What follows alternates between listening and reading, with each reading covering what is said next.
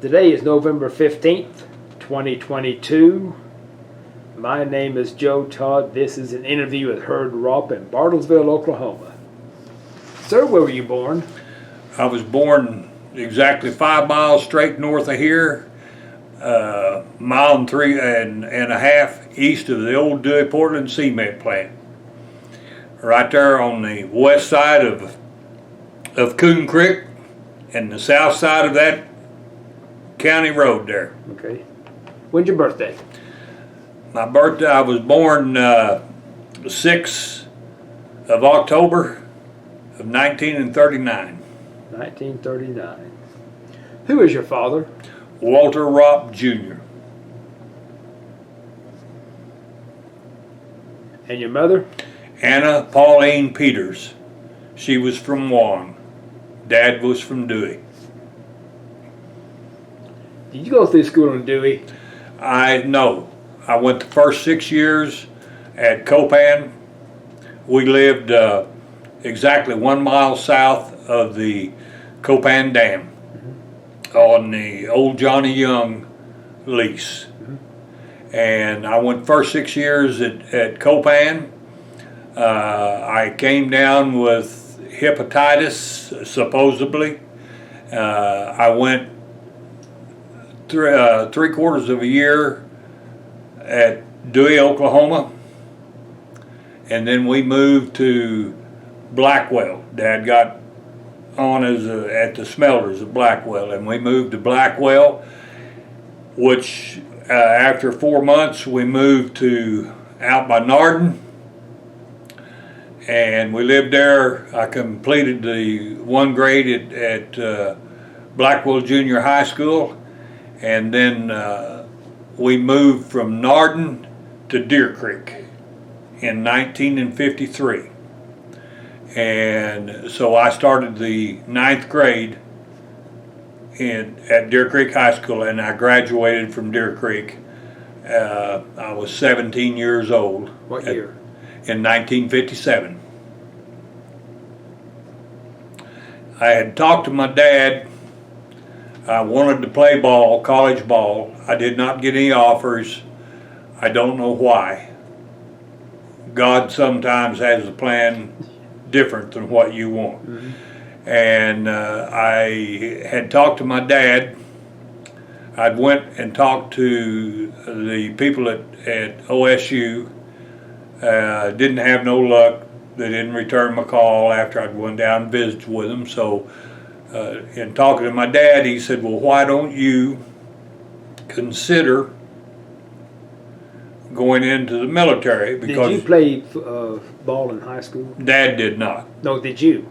Did I? Yes. Yes, I was the big gunner for the high school of Deer Creek.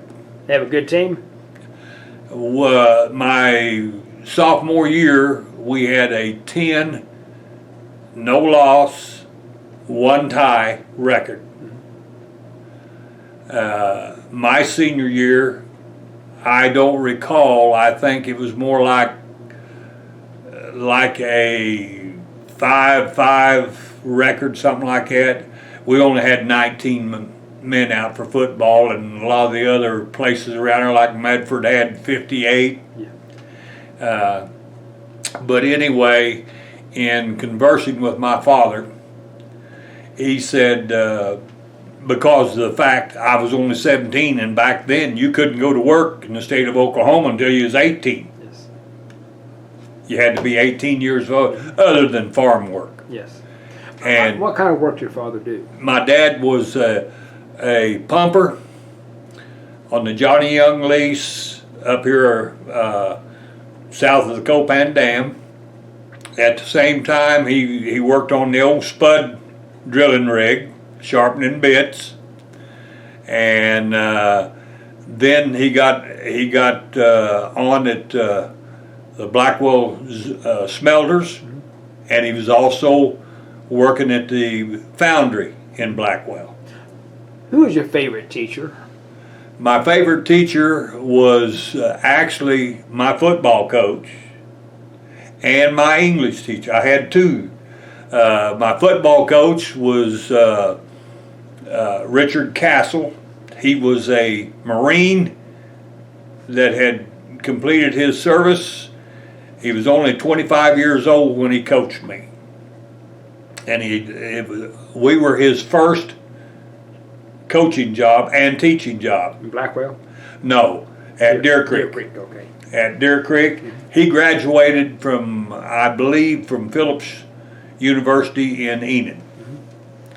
And anyway, Coach, the most influence on me in high school was Coach Castle, and also the First Christian Church pastor.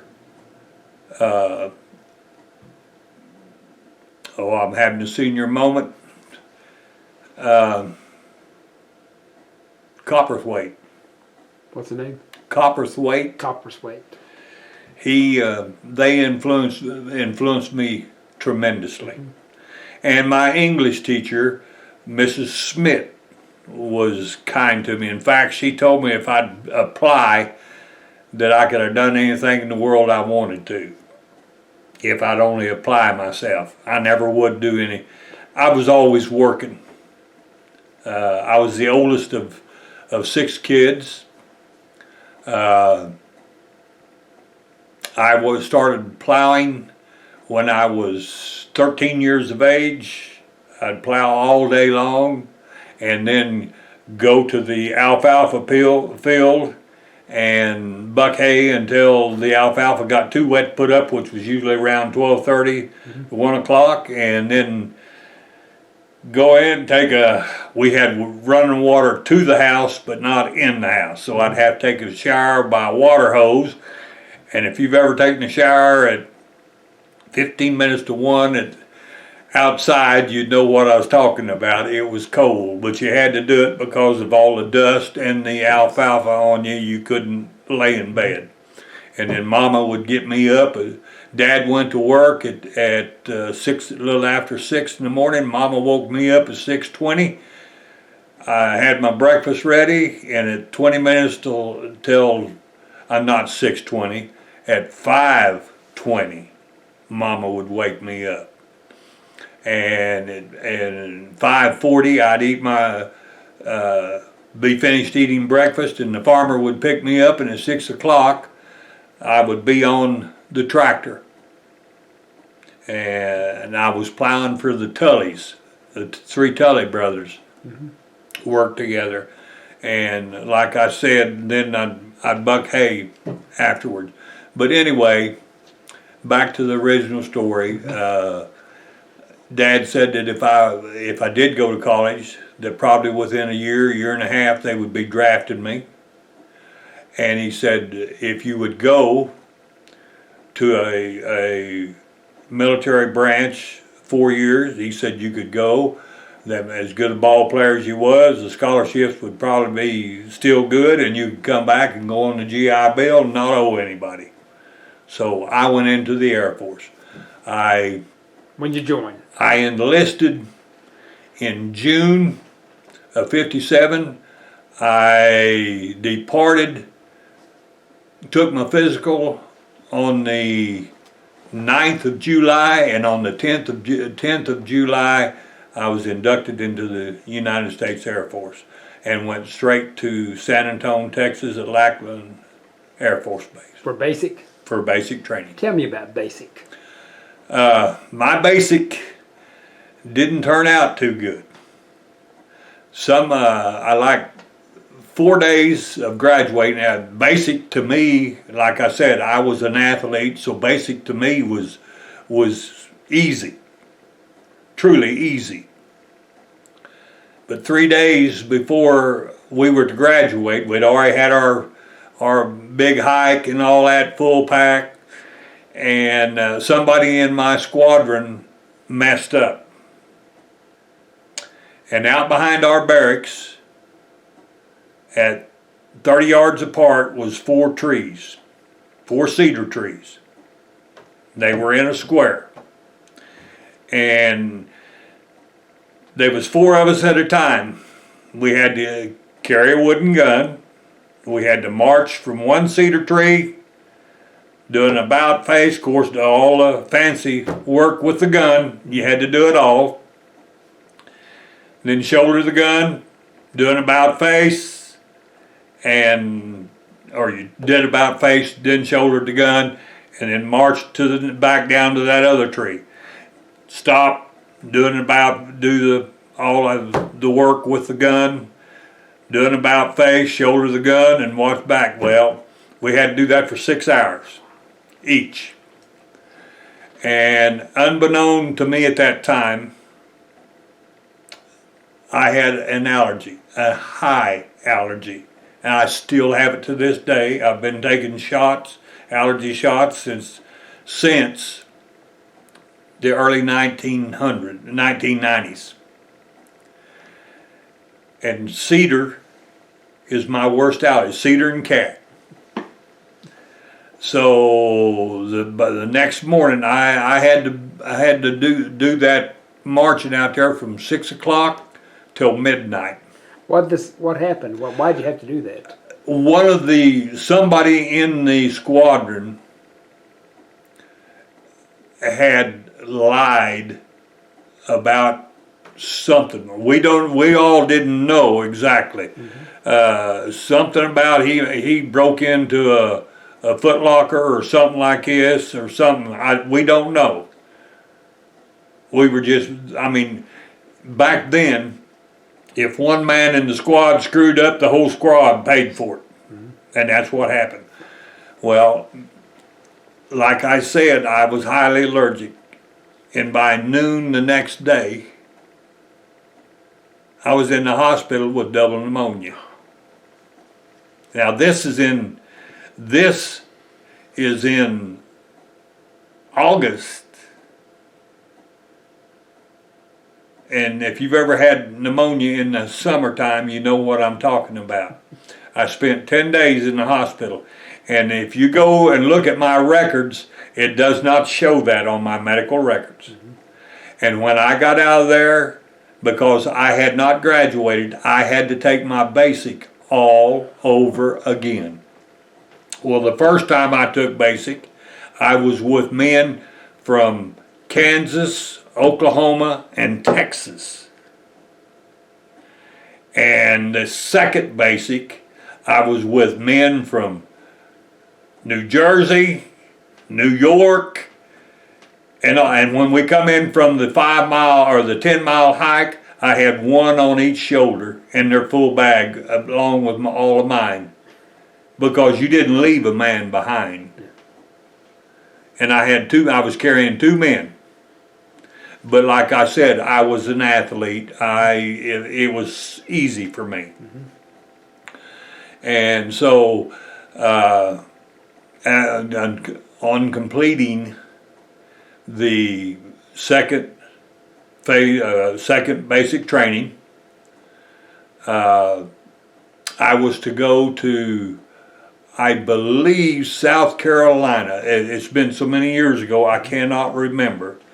But I was to go to an electronics school. And they had 92 of us in what they call a grab barracks. There was so many men out of my squadron, so many out of this squadron, we were all to go to electronics school, and I believe that school was in South Carolina. We were to ship out at 1:30 in the morning, and just about 10 o'clock that night, the barrack guard hollered attention, because a man, an officer, was coming into the barrack. We all had to jump out of our bed, stand at attention beside the deal, and a bird colonel come in there, and he said, "You will answer your name when I call your name." And he called out, and all 92 of us, the orders had been canceled. And he said, "You will, by midnight tonight or later tonight, you will be receiving new orders. And about 12:30 that night, another, I think this time it was a major come in, and we had to jump out of bed again. And he called my name, and of course he went through everybody, but when my name was called, I went to OJT truck driving school at Lockbourne at Columbus, Ohio. Lockbourne Air Force Base, Columbus, Ohio.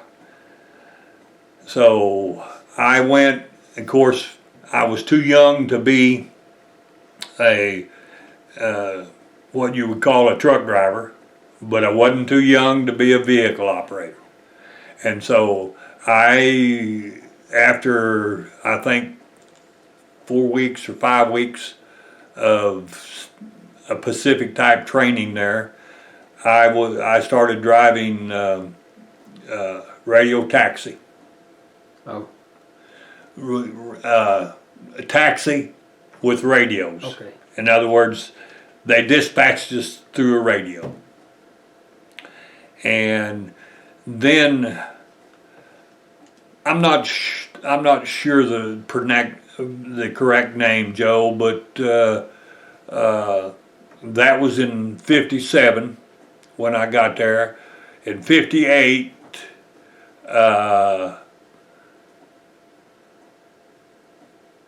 was just basically, we were always on alert. As you know, Lockbourne was at that time when I first got there, they'd only opened the base up 11 days before. Mm-hmm. It had been closed after World War II, and in fact, all this asbestos and all that, it was that barracks we stayed in was completely covered, and they finally hung up sheets of plastic and moved all of our beds down to one end and started tearing all that down, but we had to walk back through all that to go to the bathroom and everything. But anyway, in the spring of '59, I'm not positive on the pronouncing of the river, but the river that goes through Columbus, Ohio, the Chiteau River, I believe it is. Okay, we had a cloudburst of rain. Mm-hmm. And that river come up all at once in the night. And they asked, my base squadron commander asked for a volunteer. And I volunteered. And of course I had been driving 6x6s and stuff like that. Mm-hmm. And they put some sandbags in the back of this 6x6. And I went in to Columbus, Ohio. I drove across that bridge that was on that river with water actually going through the floorboard of that 6x6. Now, is that a deuce and a half, the 6x6? Yes. Okay. Yes. But it's the old Army style. Yes.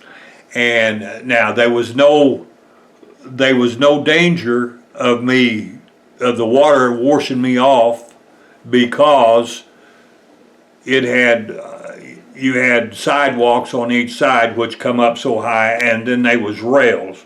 But the water, the rails was up, and that's what guided me across there. And I did receive, I call it a letter of accommodation from the base commander, because I crossed that river and I went over there and into some area that people were trapped in and hauled them out. I did not bring the people across the river bridge. I did come back across it, but I did not bring them people across the river bridge. Nowadays, they would have used boats and got in there. But those people, that water was 4 and 5 foot deep in some of those houses that I went in and rescued them people from. But I took them to dry ground on the east side of Columbus. Okay. But I had to go back across that bridge to get back out to Lockbourne. And anyway, then by the end of that year, I had received orders to go to Sonderstrom, Greenland. We're in Greenland? Sonderstrom. Sonderstrom. Yes, sir. It's about 25 miles inside the Arctic Circle, and now there was 2 bases up there, or 3 bases up there. There was one right on the coast, then Sonderstrom, which was inside the Arctic Circle, way up in the fjord up there, and then Thule. Well, Sonderstrom, of course, back at Lockbourne, we had, when I first got to Lockbourne, we had the B-47s and the KC-97s. Then we got the B-52s and the KC-135s. And even there in 58, a crew that I had hauled to the plane, 3 and a B-47.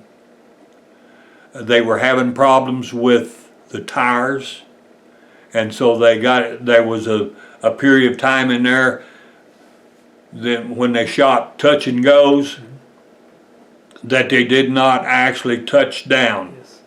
They'd come in, get within 10 feet of the ground, pour the coal to it, pick up, move over to the side of the runway, and fly down it and then climb out. That was when they were just experimenting with wake turbulence. Wake turbulence. Wake turbulence. Wake turbulence is a tornado Okay. off the wingtips of those big planes.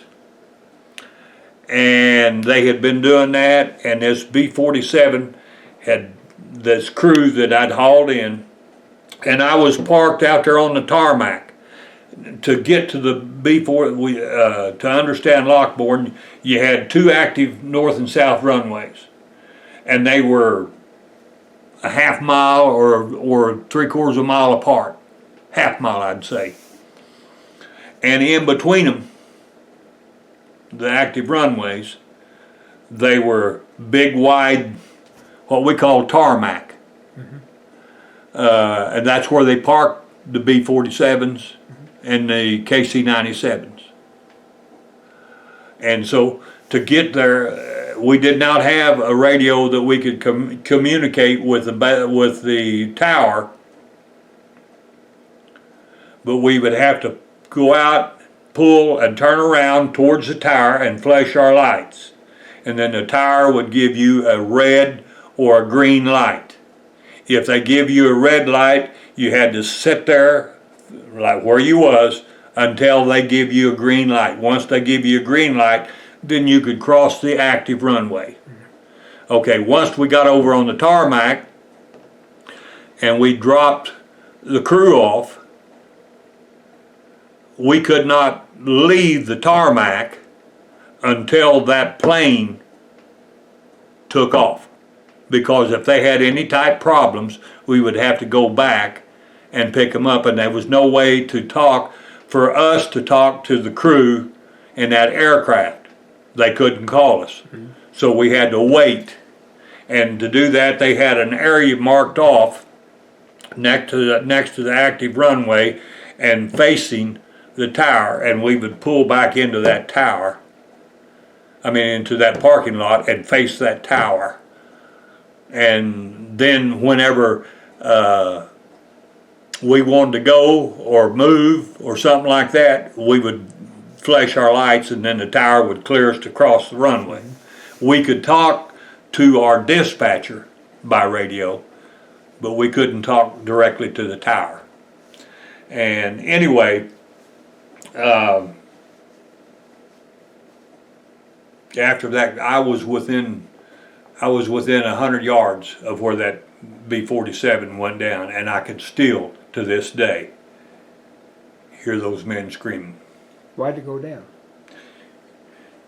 They come in, touched, and they were picked back up, and it was rolling. That tornado stayed right there, and that B-47 just did a slow roll and went in. And it crashed. It crashed, Joe, within 150 yards of where I was parked.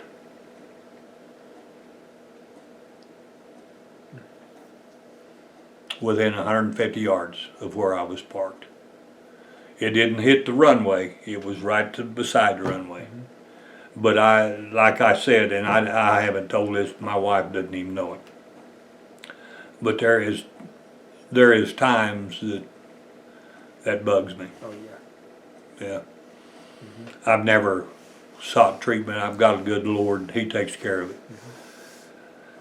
But yes, and then also while I was there, a lot of people don't realize they would put us on alert. But if they kept us on alert 60 days, they had to pay us wartime salary. So they would put us on alert. We'd be on alert for 59 days and 12 hours. And then they would take us off the last 12 hours. We couldn't leave the base. And when that 12 hours was up, we'd go back on alert. Now that's what they did. Honest to God, they did that to us. And that's what, but while I was, then like I said, I shipped out to Sonderstrom, Greenland. Why were you on alert?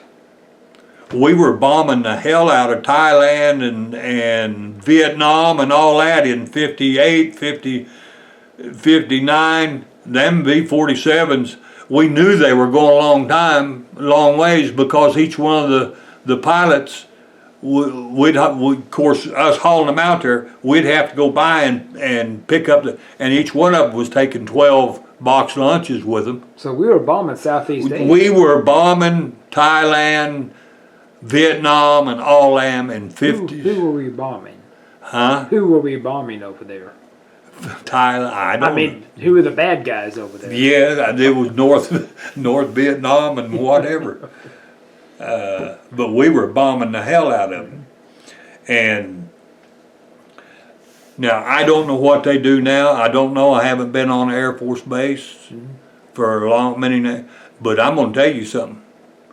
You didn't move around out there. If I took a crew out to a plane after dark, you did not move around out there, because there was APs, and some of them APs had dogs. That's air police. Yep.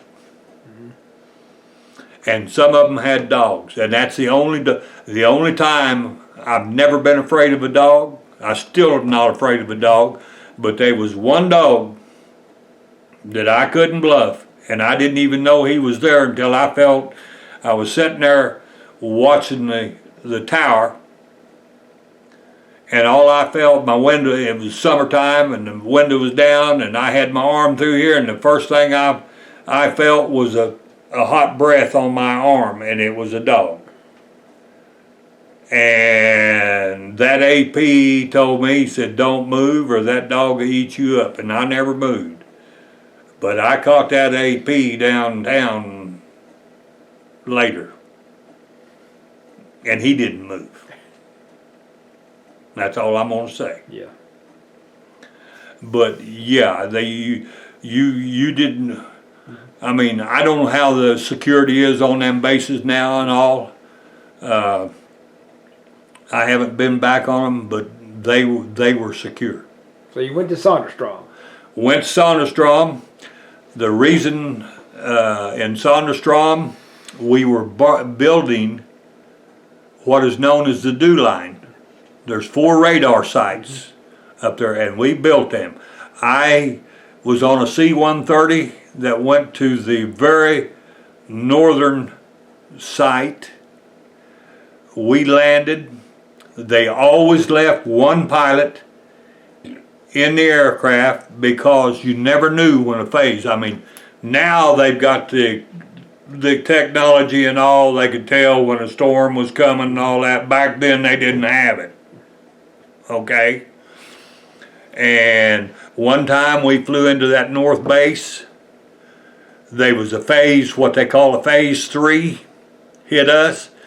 That was phase 3 is winds over 90 miles an hour. You didn't get that much snow. You'd maybe get 1 or 2 snows before winter set in, and then you'd get 1 or 2 snows during the springtime. But that snow that you got blew, and it had busted that flake up to where it was just like a little old sand pebble, and you could not see a phase 2 or even a phase 1 when it hit our base. You couldn't walk out of one building to another building because you couldn't see them. You had to follow walk a rope to get there. And anyway, we was up to that top dew line site. A phase 3 hit us, and thank God there was a pilot in there. He got it busted. What they would do would go in and take like a 4-foot square piece of 1/4 inch or 3/8 inch metal, and it had a big eye that come up from the bottom of it. Bottom of it had two big nuts on the bottom of it, and then a nut on top of it where they tighten them down, and then it'd have a big O up there, in it, or what we call the eye, and they'd take a axe and chop up a place for that to fit down in there, and then pour water on it and let it freeze. And that's the way they tied those planes down there. Well, this phase hit. It busted that one side loose, spun the aircraft, because the aircraft was on skids. That's how they'd land up there on skis. And anyway, it busted the plane loose, and it's moving out across the deal, and the pilot got the one engine started, then he got the other engines, and he got it turned around and taxied back up there. But it hit a solid pile of ice or something out there, and on those C-130s, you had the big black piece of the nose that stuck out like that. That was your radar, and then the phase that come around, and it damaged on the right side, and they took some rivets and a piece of aluminum, and I got back to base, and then they repaired the plane like it was supposed to. But like I said, they always left. One pilot had to stay in that plane, and that was the reason why, right there. Because they did not, you never. No. It just went off, but it's back on now. Okay. But yes, that's how cold it was. But we weren't at that place up there where we weren't very far from Russia.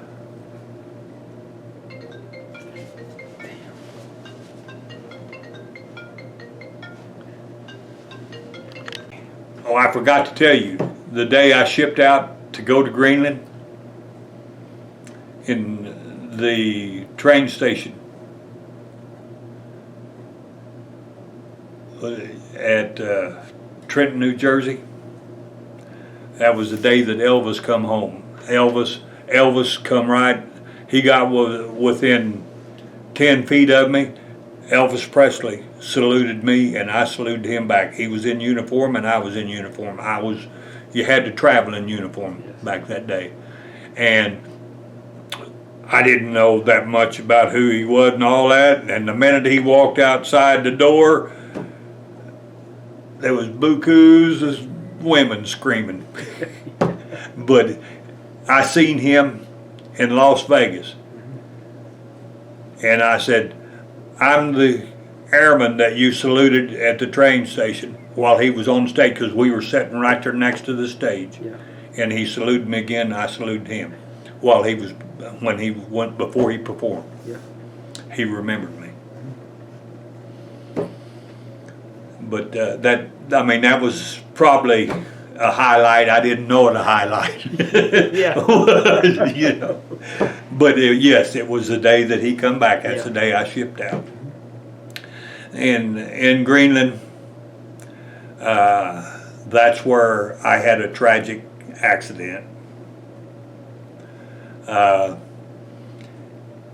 Like I said, when those phases come in, you had to follow that. Well, there was some other things. For instance, our barracks were 4 foot above the ground, because what they done, where they built them barracks, they go down at 30 feet down the permafrost and dig it out, fill in so much sand, pour water in there and let it freeze, then pour it. But our barracks set up about that high above the ground, because they had to keep a refrigerated unit there to keep that frozen during the summer months. Winter months they didn't have to do that, but the summer months. And you come out of the barracks, there was a double door in the barracks, about 4 foot between the doors.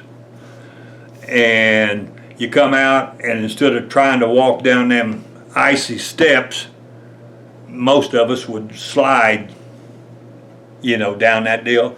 Well, it was easier to walk on ice with moccasins. And I had a set of moccasins that was wool lined, sheep wool lined.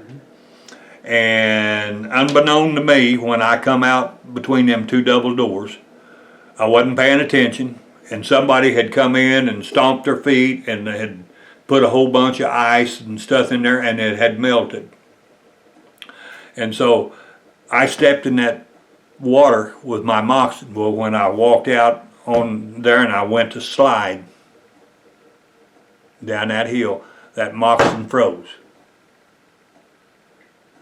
And if you've ever started to do something and have a foot hang, like your shoe hang and won't go, well, I started to slide, it didn't slide, and my force and the moccasin started to come off, and my toe hung in there, and then I ripped the moccasin loose, and my feet went way out from under me like this, and I landed on the middle of my back and damaged my neck and my lower back again.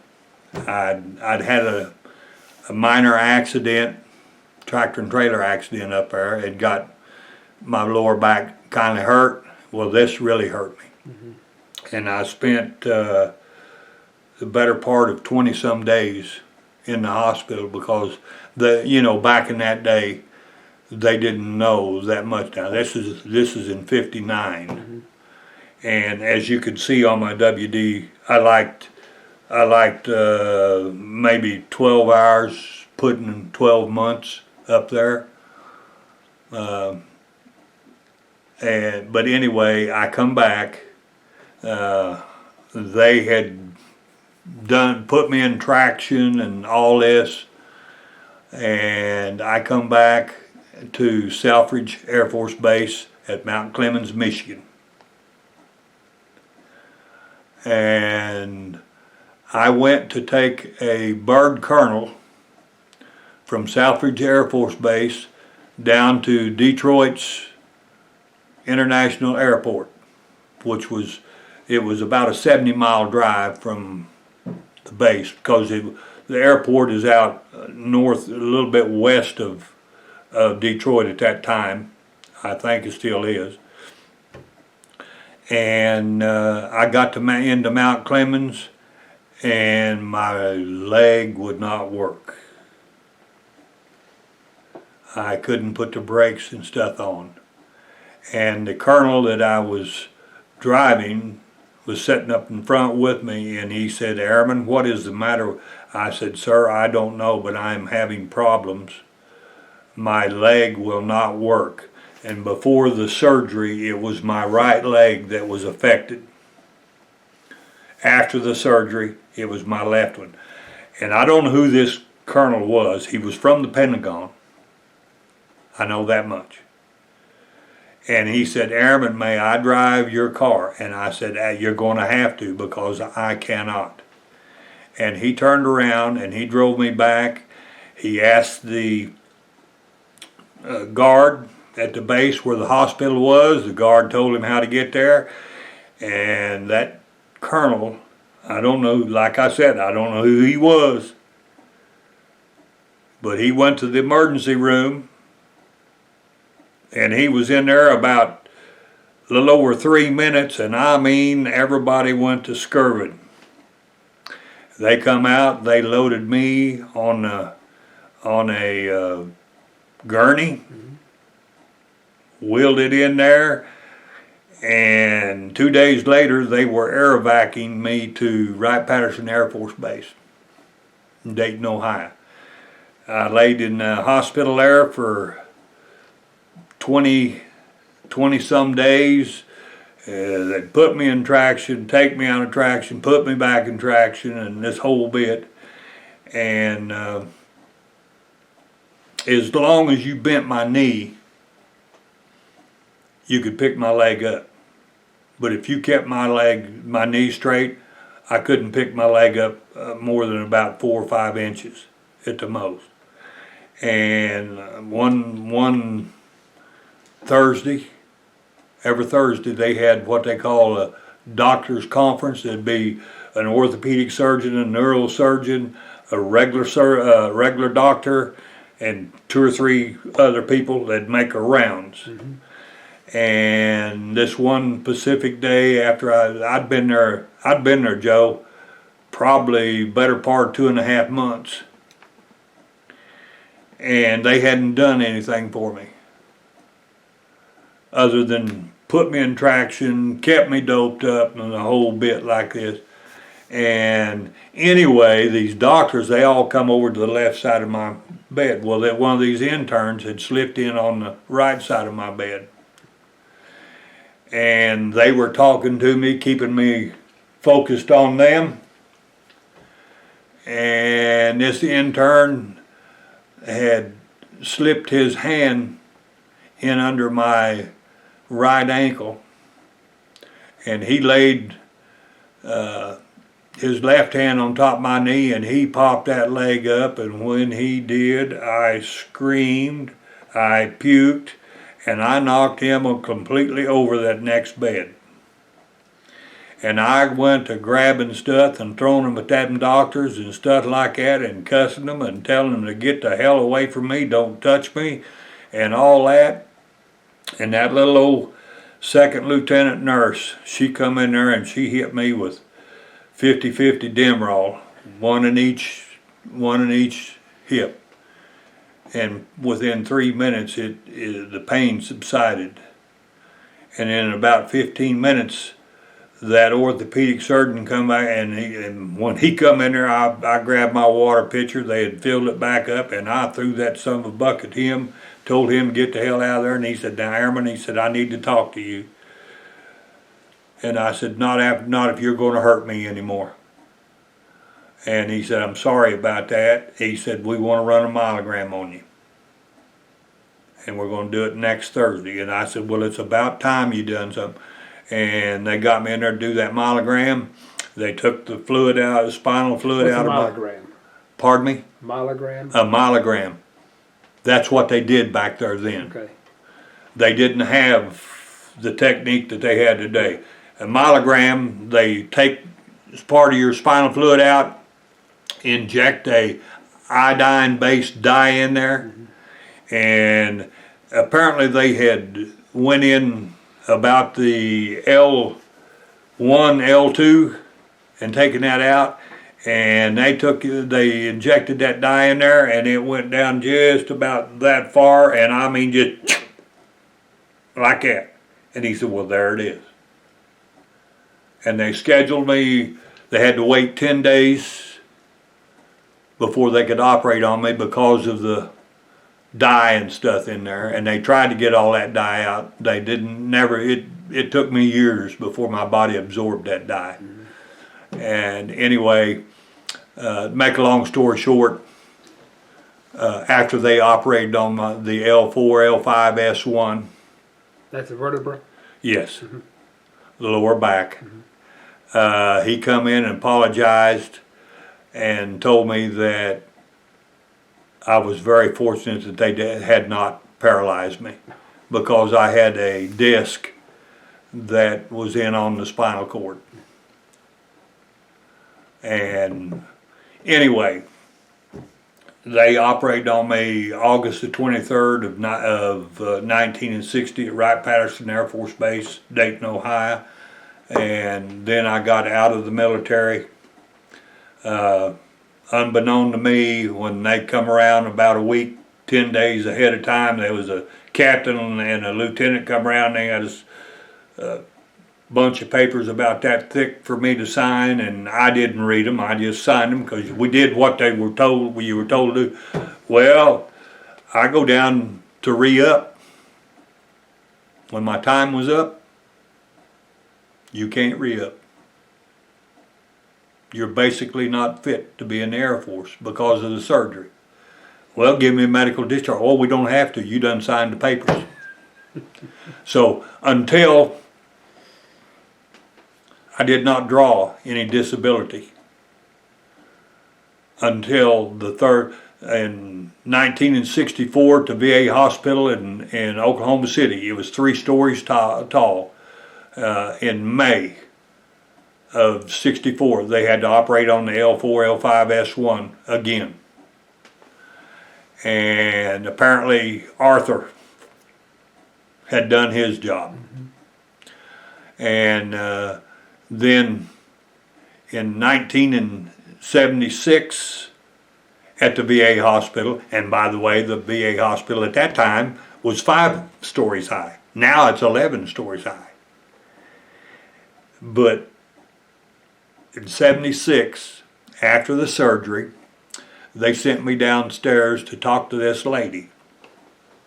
And she gave me this 565 question test.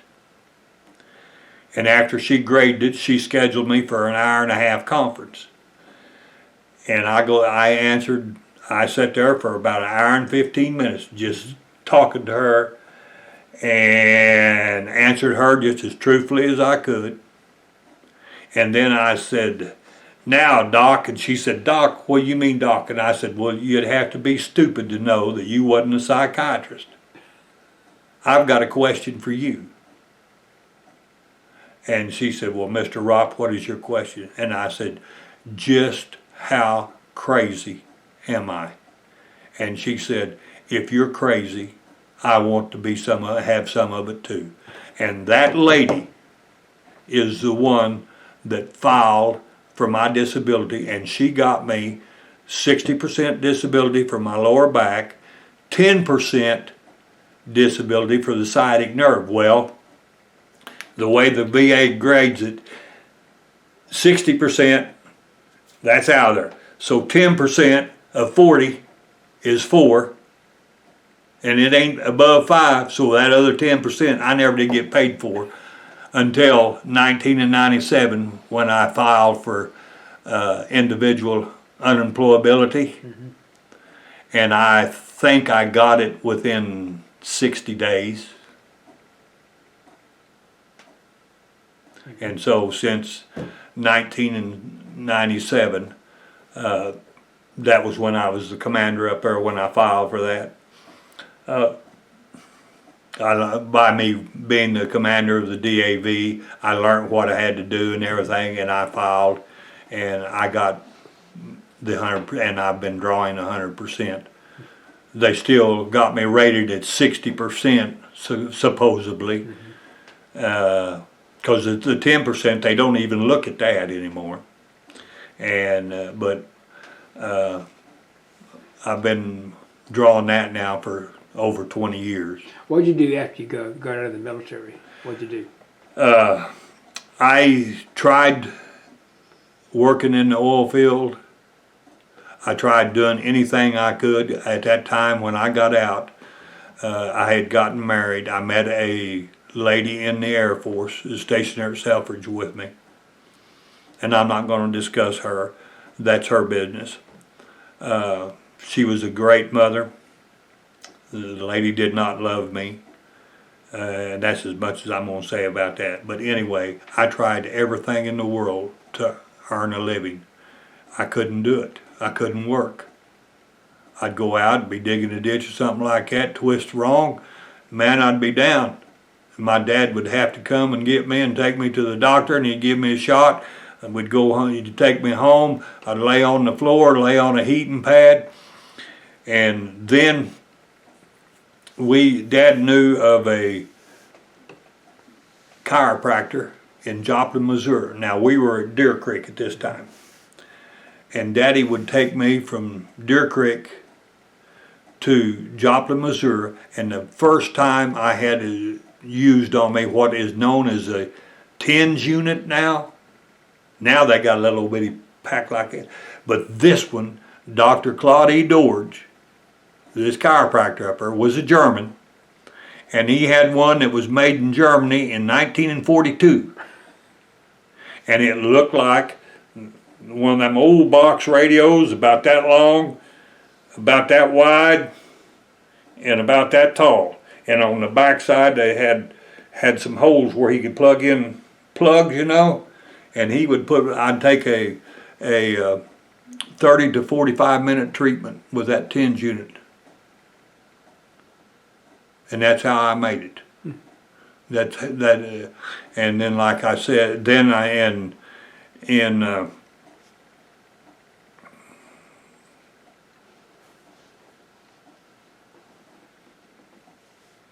last part of '62, I started at Enid Business College, and the machinery course that they had was an 18-week course. I completed it in 3 days. Well, you take your IBM key punch, your zeros are all up at the top. Okay, on your rotary calculators and stuff, the zeros are down to the bottom. People could not change around, and you had to take the IBM key punch and the add machines. And to me, I'm capable of doing it. Mm-hmm. So they give me a crash course of about 2 weeks in business law. And so they put me out to teaching typing, business law, and office machinery in that college while I was going there. And then in '64, like I said, 3 or 4 days before I was to graduate from college too, also just like the basic training, they had to operate on me the second time. Arthur had done his job. Mm-hmm. And then after the surgery, Joe, I couldn't sit, I couldn't stand, I couldn't lay. I was completely I never did get to use I have a degree in higher accounting degree and business management. Mm-hmm. And I couldn't do it because, then you take a spreadsheet and 100 entries, you talking about 12 hours of sitting. I couldn't do it. Mm-hmm. And a lot of the people that I taught, or in my Sundays, 2 or 3 of them was in my Sunday school class here that I taught, worked for Phillips Petroleum. And the others that I taught went to work for Champlin down there in Enid, and the others was at Conoco. I know a lot of people that worked there that I taught. But in 68 or in 67, I took my first private pilot flight. And I went to flying after I got my commercial and everything. I am a commercial instrument rated instructor pilot. But that was a bad time. All the World War II pilots were getting out. And so I couldn't go to work for the airlines because there was all kinds of pilots that had all kinds of hours getting out. Now, my son-in-law right now is a corporate pilot, and he flies the jet, which that was my job. I mean, but anyway, in 1970, from 66 through 70, I was Vance Air Force Base photographer during the daytime, which when I was at Greenland, there was a guy up there that was a fantastic photographer, and he taught me photography. Who were you working for at that time? Who was I working for? Advance. Were you? Selfridge Air Force. I mean, not Selfridge, but yeah, it was. I think they called it. No, you at Vance Air Force Base, the photographer. Were you working for Vance, or were you? No, I was working for the contractor that was there. I think was Selfridge. Okay. I believe that was the name of the company. It's been too many years. Okay. And I had my own photography studio. And I done all of Miss Phillips' pageants. Now, I can show you my quality.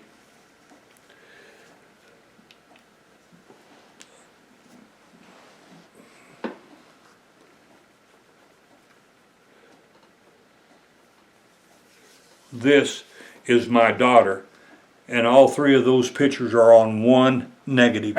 Yeah. That's my daughter.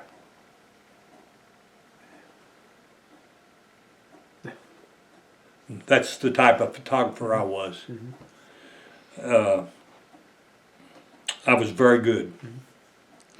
And Vance, what were you photographing? What we had to do about every 45 days, we got 30 to 45 days, we'd get anywhere from 92 to 96 new personnel in to start training. And we had to photograph all of them. Okay. And the difference in that than the type of photographer I was, if they had a mole here on their face, that mole had to show up on that picture. They used it for identification purposes in case they crashed or something like that, or went down in a foreign country. They had to be able to identify them. The photography there, if they had a mole, if they had a growth, or if they had anything on their face, a little scar or anything, you had to make sure it showed.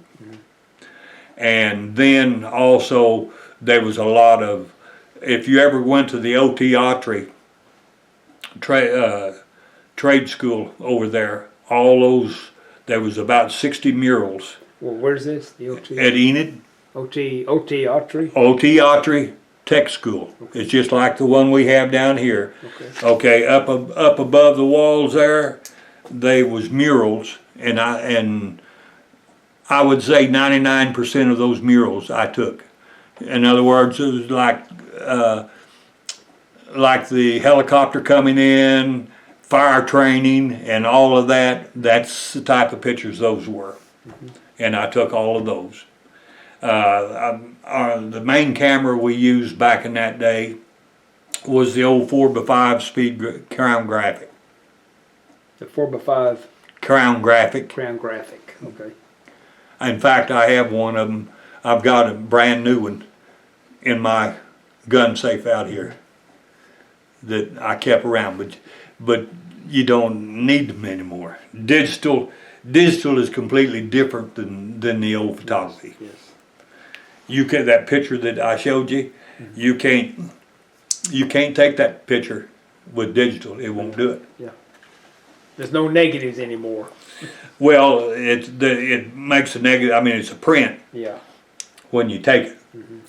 But anyway, did I get us back to Selfridge? Did I get us back to where we was Selfridge? Well, you're at Vance Air Force Base taking the photographs with Selfridge. No, that's Advance. That's when I was working. Okay. That's when I was working. While I was stationed at Selfridge,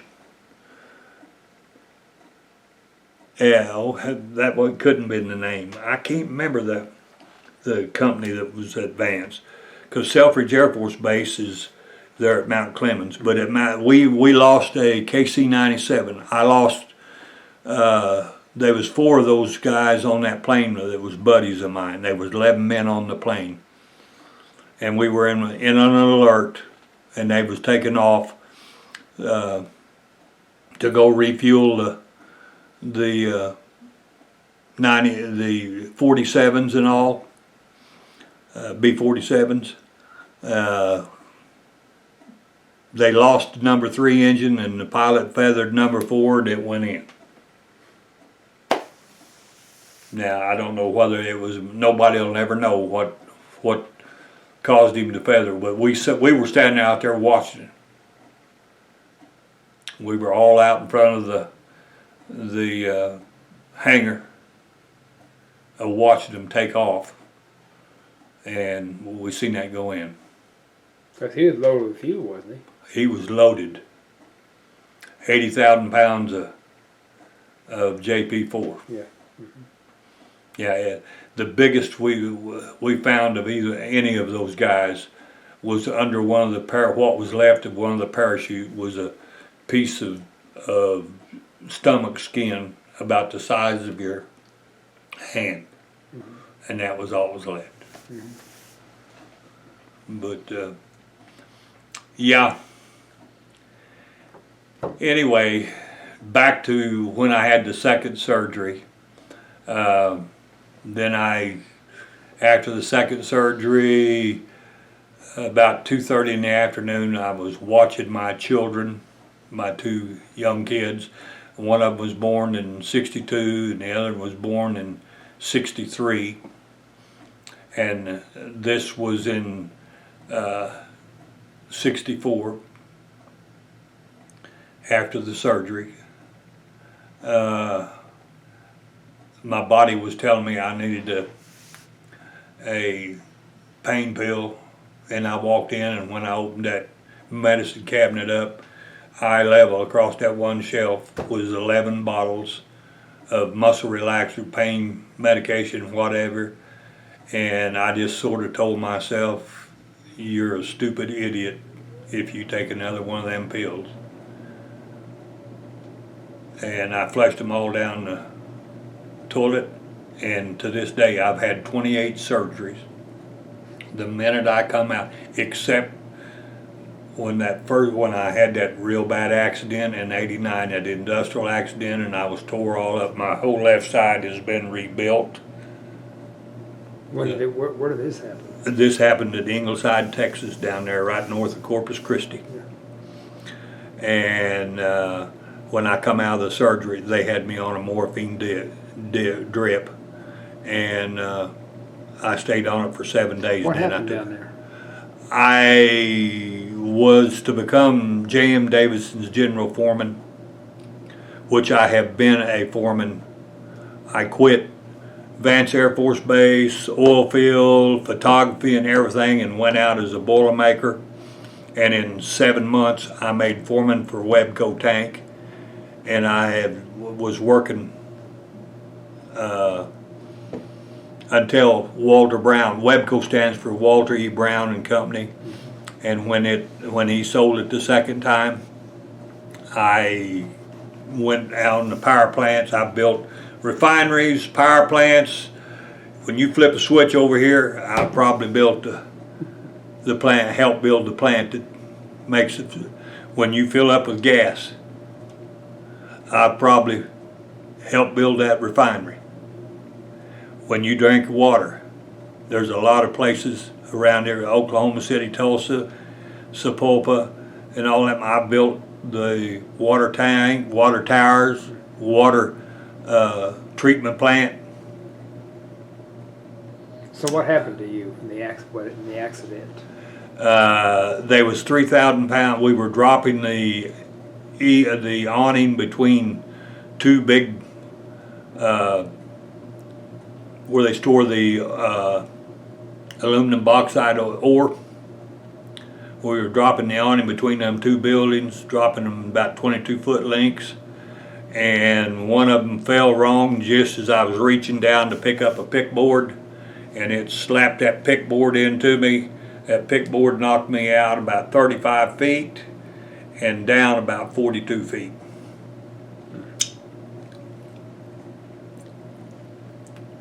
But it was not my time. Good Lord wasn't ready for me. I'm still here. And that messed you up pretty good. Yes. They were going to amputate my left leg. The femur was in 23 pieces.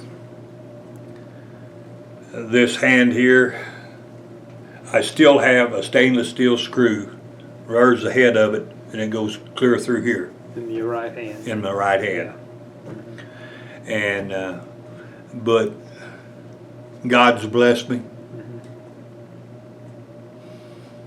And the state of Texas, after they got me all repaired, the state of Texas said I was retrainable, that my mind was very good and I was retrainable, but it wasn't feasible because of the condition of my physical body.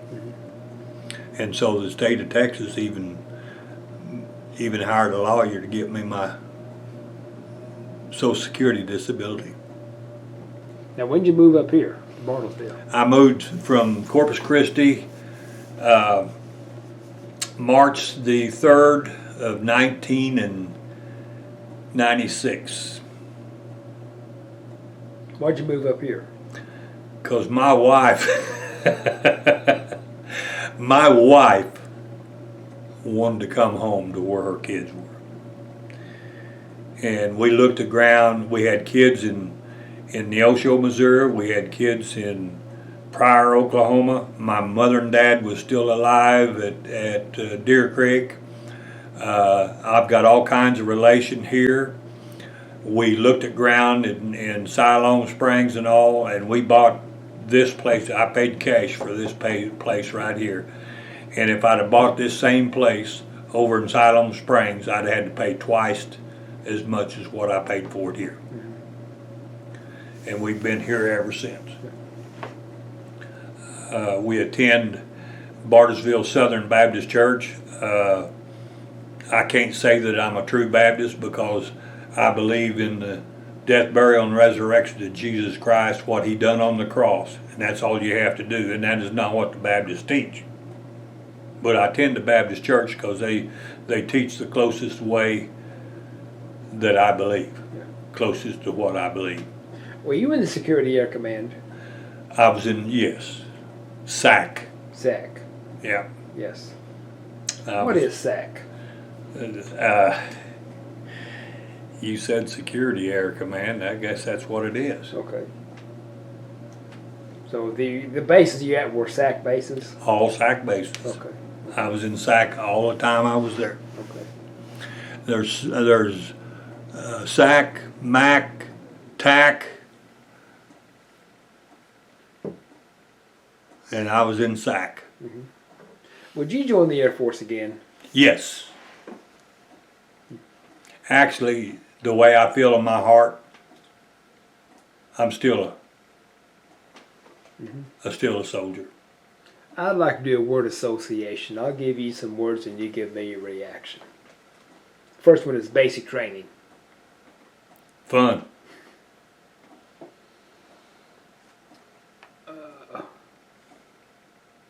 Lockbourne. An experience. 6x6. I love driving one. Columbus. They thought we still fought the Indians when I was there. Sonderstrom. A lonely place. Security Air Command. Protection for the United States of America. U.S. Air Force. I love it. Harry Truman. I think he could have done a better job. Dwight Eisenhower. Dwight, I truly believe that he could have done better than what he did. Even though he was from the military, I think there was some things that he could have done that would have helped us a lot. I don't think the United States today is not like it was back when we were in the military. How do you want to be remembered? That I helped every person that I could, and that the Lord Jesus Christ means everything to me. What else you want to talk about? Joe, I think we pretty well covered everything. Where'd you meet your wife? The one I'm married to now, I met her in Silent Springs, Arkansas. I went through a divorce with my first wife. I was raising my son. My son came with me by his choice. The court awarded him, because when I went through the divorce, I sat right in front of that judge, and that judge asked me if my wife had another man. And I told him, I said, "Sir, I do not know. I have been traveling. If she has another man, I could not have changed it." And I said, "She is a good woman. She's been a good mother. She's given me 2 good kids. I will not sit up here and run her down. I want you to give her what she asked for." And then I turned and looked him straight in the eyeball, and I said, "May I be excused from here?" And I got up and I walked out and have never looked back. Now, she was awarded custody of my 2 children. I had visitation rights. My daughter, I did not know why. My daughter had came when I met Peggy. My son and I went to work on the power plant in Gentry, Arkansas. And I enrolled my son in Concord, Oklahoma school. I wanted to keep him in Oklahoma in case he went back to his mother.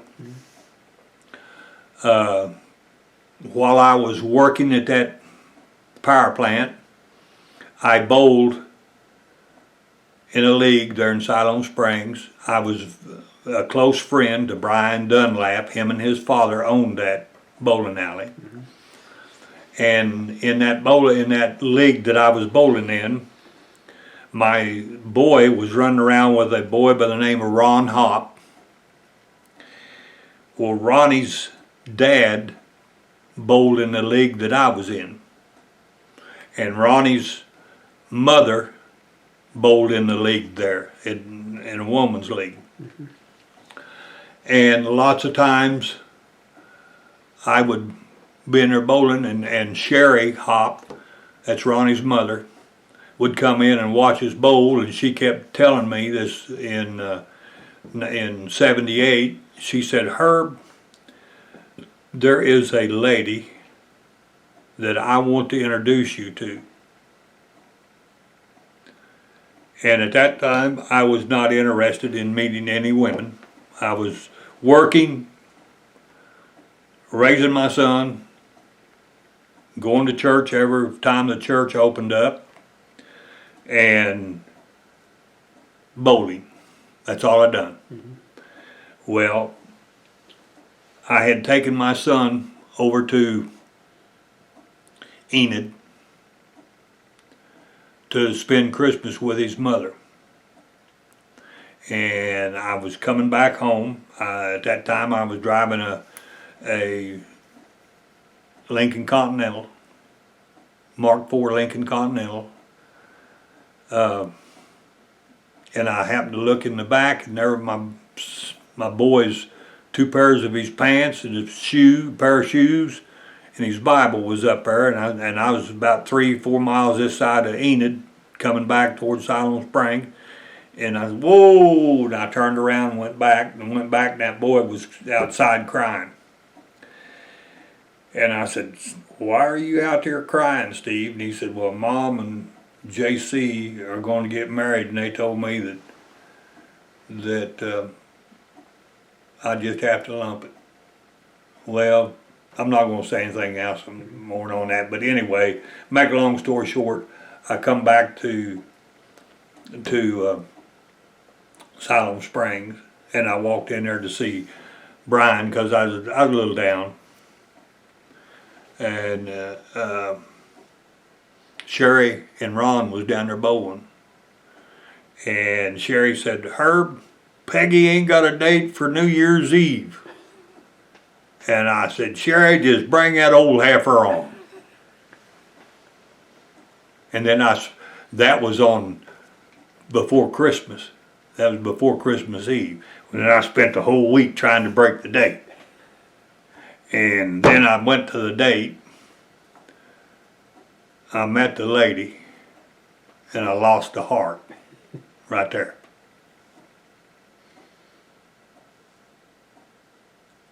And we've been, February the 7th, we'll be married 44 years. 44 years. We've been going together for 45. Well, Herb, this is an excellent interview. I want to thank you for your service and thank you for the interview. Thank you And for doing it. again, this is November 15th, 2022. My name is Joe Todd. This has been an interview with Herbert Ropp in Bartlesville, Oklahoma. Thank you.